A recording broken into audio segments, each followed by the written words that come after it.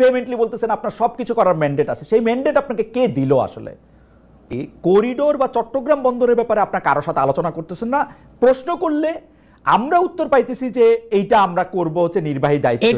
আপনি যে বিষয়টাতে অনেক বেশি জনপ্রিয় হয়েছেন গত ৮-৯ দিনে, সেটা হচ্ছে যে সবকিছুতে ম্যান্ডেট আছে সেটা নিয়ে। কিন্তু আমার আন্ডারস্ট্যান্ডিং হচ্ছে যে আমি যাদের সাথে কথা বলেছি আইন কানুন বা যারা একটু রাষ্ট্রের সংবিধান খোঁজখবর রাখে, তারা আমাকে বলেছেন যে গণ অভ্যুত্থানের মাধ্যমে যান, অথবা আপিল বিভাগের অ্যাডভাইজারি ওপিনিয়নের মাধ্যমে যান, অথবা আপনি নির্বাচিত হয়ে যান, প্রত্যেকটা ম্যান্ডেটের একটা সীমানা বা সীমাবদ্ধতা আছে। যে কোনো ম্যান্ডেট আপনাকে কোনো কিছুর জন্য সব কিছুর ম্যান্ডেট দেয় না। সবাই আপনার কথা একটু শুনতে চাই, কারণ হচ্ছে এরকম যে অনেকে বলতেছেন যে শেখ হাসিনা, ধরা যাক 2009 সালে তো উনি নির্বাচিত হয়ে এসেছিলেন, বা এর আগে বেগম খালেদা জিয়া নির্বাচিত হয়েছিলেন, উনার কি সবকিছু করার ম্যান্ডেট ছিল? কিন্তু আপনি ভেহেমেন্টলি বলতেছেন আপনার সবকিছু করার ম্যান্ডেট আছে, সেই ম্যান্ডেট আপনাকে কে দিল আসলে? না, আমি যেটা বলেছি যে আমাদের ম্যান্ডেট আছে এভরিথিং, আমি যে শব্দটা বলেছি এভরিথিং আমি কেন বলেছি সেটা হচ্ছে যে আপনি যদি 13 অ্যামেন্ডমেন্ট দিয়ে তো আমরা কেয়ারটেকার গভর্নমেন্টটা আমরা চালু হয়েছিল। কেয়ারটেকার গভর্নমেন্টে কিন্তু স্পষ্ট বলা আছে যে আপনি 3টা মাস, যে গভর্নমেন্টটা আসবে এরা 3 মাস থাকবে এবং এদের পুরো কাজটাই ফোকাসড অন ইলেকশন। সে ইলেকটোরাল লিস্ট বলেন, ইলেকশনকে আয়োজন করার যে কাজগুলো বলেন, সবগুলোই করার ছিল এটার কাজ। ইলেকশনের বাইরে তার কোনো ম্যান্ডেট ছিল না, সেটা একদম স্পষ্ট। এবং 13th অ্যামেন্ডমেন্টে ওইটা ছিল। কিন্তু 13th অ্যামেন্ডমেন্ট তো ওরা এসে এটা বাদ দিয়ে দিল। দেওয়ার পরে যেটা হয়েছে যে যখন ইন্টারিম গভর্নমেন্ট হওয়ার পরে যেই পরবর্তীতে যখন সুপ্রিম কোর্টে যে রেফারেন্সটা গেল, ওইখানে দেখেন 106 আর্টিকেল 106 বলা আছে, ওইখানে বলা আছে যে আমরা যে কোনো গভর্নমেন্টের মতো আমরা এক্সিকিউটিভ পাওয়ারটা আমরা ইউজ করতে পারবো। এটা যেটা নর্মাল একটা গভর্নমেন্ট যেই এক্সিকিউটিভ পাওয়ার হোল্ড করে, আমিও সেই এক্সিকিউটিভ পাওয়ার হোল্ড করছি। এটা আমি অ্যাটর্নি জেনারেলের সাথে এটা নিয়ে আমি কথা বলেছি, আরো 2-3 জন ইন্ডিপেন্ডেন্ট লয়ারের সাথে। আপনি যেমন কথা বলেছেন আমিও কথা বলেছি। আমি আপনাকে ইনভাইট করব অ্যাটর্নি জেনারেলকে আপনার প্রোগ্রামে আনতে, ওনার কথা শুনেন উনি কি বলেন। আমরা ওই অনুযায়ী আমরা আমাদের কথাটা বলেছি। আমাদের ম্যান্ডেটটা হলো আমরা যে কাজগুলো, এটা অনেকে আবার কেউ বলছেন যে না আপনাদের ম্যান্ডেট হচ্ছে ডে টু ডে। ওখানে কোথাও লেখা নাই যে ডে টু ডে, এটা এক্সিকিউটিভ নির্বাহী পাওয়ারের কথা বলা হয়েছে। কিন্তু আপনি আমাকে একটু বলবেন যে অন্য সরকারের মতোই ক্ষমতা আছে, এটা কি আমি 106-এ যেটার মধ্যে করে অ্যাপিলেট ডিভিশনে রায়টা দিল, আমি এটার মধ্যে নির্বাহী কাজ করতে পারবেন বলে আমি এটার মধ্যে এটা দেখতেছি। সেই নির্বাহী কাজের দুই রকম ব্যাখ্যা আছে। একটা ব্যাখ্যা হলো আপনার যে কাজগুলি করতে হবে, না করলে দেশ থেমে যাবে, সেই কাজগুলি আপনি করবেন। আরেকটা ব্যাখ্যা হলো যে আপনার জরুরি প্রয়োজনে যদি আপনার কোনো কিছু করতে হয় তাহলে আপনি এটা করতে পারবেন। আপনাকে এই ক্ষমতা দেয়া আছে যে আপনি এখন পলিসি বানাইতে পারবেন, কিন্তু সেটা অ্যাবসলিউটলি যখন আপনার প্রয়োজন হবে তখন। আপনার রিডিং, আর আপনি নিজেও লয়ার স্টুডেন্ট। না, আমি জার্নালিজমের স্টুডেন্ট ভাই, আমি জার্নালিজমের স্টুডেন্ট ভাই। যাক, বাট আমি যেটা জানি আমাদের রিডিং হচ্ছে নির্বাহী মানে হচ্ছে আপনি আমার একটা গভর্নমেন্টের যে কাজগুলো করে সেই পুরো কাজগুলো এটার মধ্যে পড়ে। আমি বললাম তো আপনি 2জন লয়ারকে এনে জিজ্ঞেস করেন, আমরা এই জায়গায় আমাদের রিডিং স্পষ্ট। আচ্ছা, আমি একটু জার্নালিজমের জায়গা থেকে কথা বলি শফিক ভাই। আমাদের যে সংবিধান, আপনারা সংবিধানের অধীনে শপথ নিয়েছেন, সুতরাং আপনারা নিজেদেরকে বিপ্লবী সরকার বা অভ্যুত্থানের সরকার বলতে পারবেন না। আপনারা সাংবিধানিক সরকার, কিন্তু এবং সেইটা 106-এ আপনাদেরকে আসলে এন্ডোর্সও করা হয়েছে এজ সাংবিধানিক সরকার। এখন যে সংবিধানটা আছে সেই সংবিধান আপনাদের মানতে হবে, এর বাইরে যাওয়ার আপনাদের উপায় নাই। আপনারা বিপ্লবী সরকার না, আপনারা সাংবিধানিক সরকার।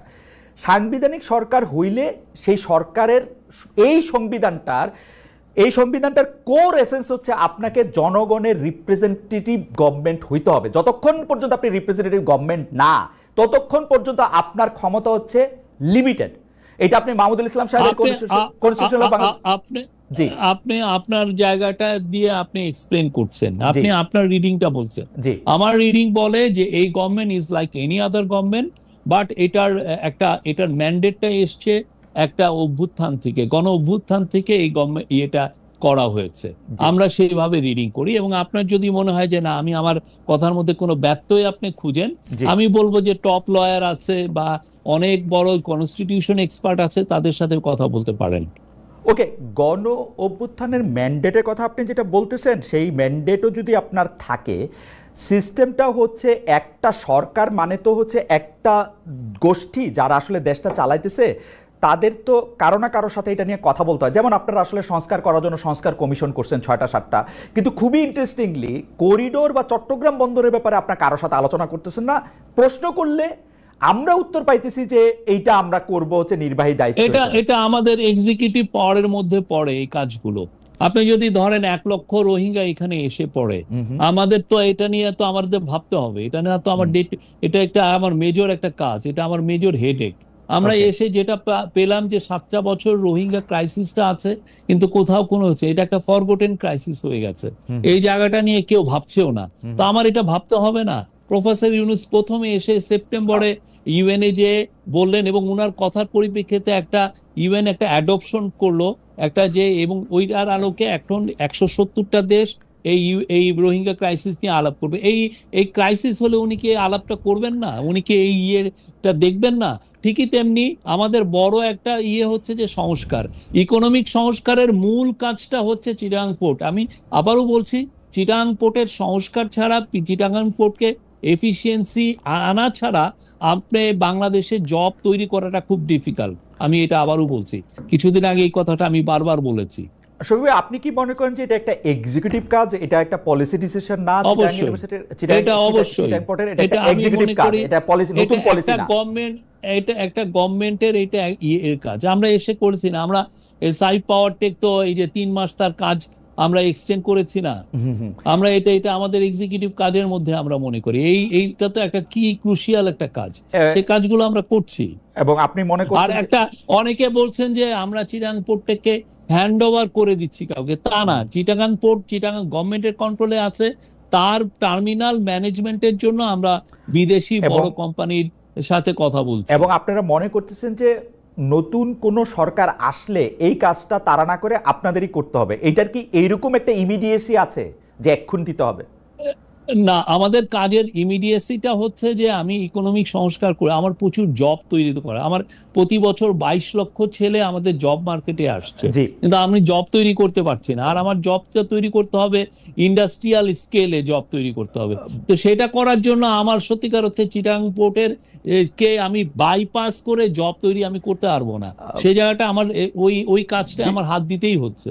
বিদেশিদের দিয়ে এটা পরিচালনা করতে গেলে বাংলাদেশিদের জন্য জব তৈরি কিভাবে হবে সেটা নিশ্চয়ই আপনারা ভেবেছেন, একটু ছোট করে কি বলবেন? অবশ্যই, কিরকম করে? অবশ্যই এটা এই জন্য আমরা প্রফেসর ইউনূস অনেকগুলো বিদেশি যারা বাংলাদেশের থেকে তারা গার্মেন্ট বানিয়ে নিয়ে যায়, তারা বারবার আমাদেরকে বলেছে যে চিটাগাং পোর্টের এফিসিয়েন্সি লেভেল খুবই লো, ফলে তারা যেটা হচ্ছে যেগুলো হাই ফ্যাশন আইটেম সেগুলো বাংলাদেশে করাতে চায় না। ওরা খুবই low fashion T shirt, pant shirt এগুলো করে। এবং আমরা এখন $50 বিলিয়ন মতো এক্সপোর্ট করি। এটাকে যদি আমি 100 বিলিয়নে নিতে চাই, 100 বিলিয়ন নিতে গেলে আমার মিলিয়নস অফ জব তৈরি হবে। এবং এইটার জন্য চায়না থেকে অনেক ফরেন ইনভেস্টর এখন বাংলাদেশে আসতে চাচ্ছেন, তারা লেবার ইন্টেন্সিভ ফ্যাক্টরিতে ইনভেস্ট করতে চান। কিন্তু যখনই ওনার শুনেন যে চিটাগাং পোর্ট এটা ওই সক্ষম না বা ওইটা হ্যান্ডেল করার মতো ক্যাপাসিটি নাই, তখন তারা ব্যাক অফ করেন। তো আমার ভাইটাল জায়গাটা হচ্ছে চিটাগাং, বিকজ আপনি যেই মালটা করবেন সেটা তো আপনার বিদেশে নিতে হবে। সবে একটু করে বলি, $50 বিলিয়ন এক্সপোর্ট বাংলাদেশে 40 বছর অর্জন করছে, এখনো 46, 47, 48।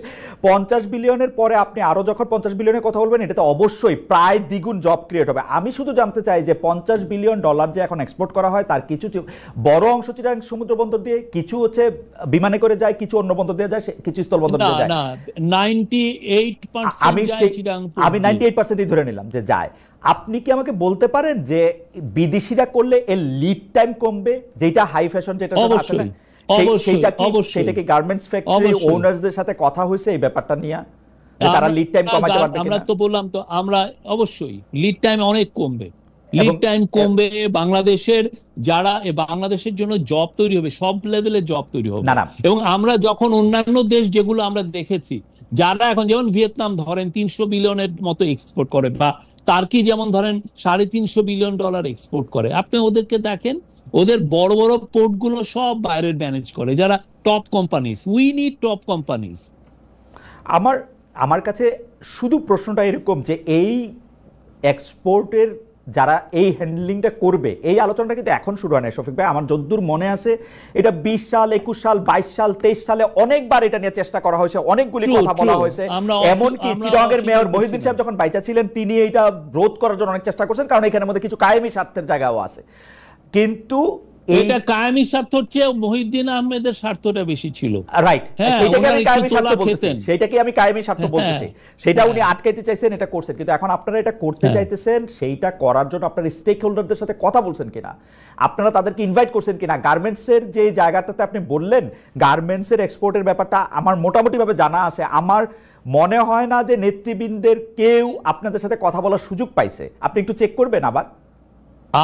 আমরা এইখানে যারা ইনভেস্টমেন্ট করছে, যারা মেন বায়ার, আমার যারা ম্যানুফ্যাকচারার, তারা তাদের চেয়েও মূল ইম্পর্টেন্ট না শফিক ভাই, এটা ম্যানুফ্যাকচার এন্ড থেকে আপনার ইম্পর্টেন্ট, বায়ারের এন্ড থেকে না ভাই। আমি ম্যানুফ্যাকচারারের সাথে কথা হচ্ছে, বায়ারের সাথে কথা হচ্ছে, সবার সাথে কথা হচ্ছে। আচ্ছা, ফর্মালি ইনফর্মালি সবার সাথে আমরা কথা বলছি। আপনি কথা বলেন না, জিজ্ঞেস করেন। আমি ম্যানুফ্যাকচারদের সাথে কথা বলছি, আমি ম্যানুফ্যাকচারদের সাথে কথা বলছি, ম্যানুফ্যাকচার আমার সাথে। ইন্ডিটেক্সের যে চিফ, যারা বাংলাদেশের থেকে কয়েক বিলিয়ন ডলার ইম্পোর্ট করেন, তাদের সাথে কথা বলছি।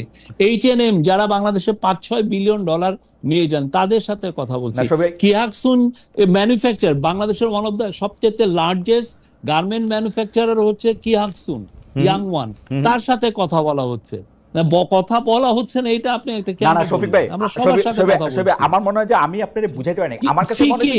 আমার কাছে মনে হয়েছে যে আপনি অবশ্যই কথা বলছেন, কিন্তু আপনি কথা বলছেন হচ্ছে যারা আমাদের থেকে কিনে তাদের সাইডটা থেকে, আমাদের এখানে যারা তৈরি করে, যারা ম্যানুফ্যাকচার করে, তাদের কাছে অর্ডারটা প্লেস করে কারা, অর্ডারটা প্লেস করে কারা, এটা মেন। তো আপনি অর্ডারটা তো আমি ম্যানুফ্যাকচার তো আমি পেয়ে যাচ্ছি না, অর্ডারটা কেউ না কেউ তো প্লেস করছে। যারা ব্যবসা করে তারা তো সবচেয়ে ভালো জানে তাদের জন্য এটা কি তাদের দাবি ছিল, তারা তো সবচেয়ে ভালো জানে ভাই। তারা মোস্ট ওয়েলকাম করছে, আপনি কথা বলেন, তারা মোস্ট ওয়েলকাম করছে। সেইটা তো বোধহয় ক্ষমতায় যে থাকে তাকে ওয়েলকাম করে ব্যবসায়ীরা, এটা মনে হয় আমরা দেখেছি। না, এটা তারা কি চায় না তাদের এখানে এফিশিয়েন্ট হোক, তার ইয়েতে কন্টেনারটা পড়ে থাকুক 3 দিন, কে চায়? ওকে, ঠিক আছে, এটা আপনি ব্যাখ্যা করেছেন। আমাদের এই বিষয়ে যে আপনারা যে সব ডিসিশন নিচ্ছেন, আপনি বলছেন যে এভরিথিং বলতে অন্য একটা সরকার যা করতে পারে তাই আপনারা করতে পারেন। অন্য একটা সরকারকে কোনো একটু কিছু করতে হলে অবশ্যই পার্লামেন্টে এটা আলোচনা করতে হয়। মুখে দেখাই করুক আর যাই করুক, 15 বছরের শেখ হাসিনা শাসন দেখতে দেখতে আমাদের কাছে মনে হচ্ছে সব শেখ হাসিনা করে, কিন্তু আপনি দেখবেন প্রত্যেকটাই পার্লামেন্টের মধ্যে থেকে কিন্তু সিদ্ধান্ত নেওয়া, পলিসির ক্ষেত্রে আলোচনা করা, ছোট ছোট গ্রুপের মধ্যে থেকে এটা করা। এইটা আপনারা করতেছেন কিনা সেটা যদি একটু বলেন।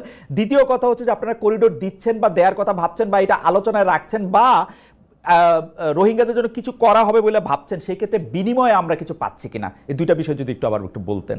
যে আপনারা না, বিনিময়ের আমাদের এগুলো পেসিং রিগড, আমরা এই বিষয়গুলো আমরা এসে এই ক্রাইসিস গুলো ইনহেরিট করেছি। আমার ইকোনমিতে জব তৈরি হচ্ছে না, এটা একটা বড় ক্রাইসিস আমার জন্য। আমার ইয়াং ছেলেরা, আপনি দেখেন পুরো আন্দোলনটা কিভাবে শুরু হলো, কোটার ক্রাইসিস, একটা জব ক্রাইসিসেতে তো ওটা হচ্ছে। তো ইয়াং ছেলে মেয়েদের জন্য, এবং যেই গভর্নমেন্টই আসুক আমাদের পরে, আমরা যে ইলেকশনটা করব ডিসেম্বর থেকে জুনের মধ্যে, তারপরে যে গভর্নমেন্ট আসবে তার মেন প্রথম কাজটাই হবে জব তৈরি করা।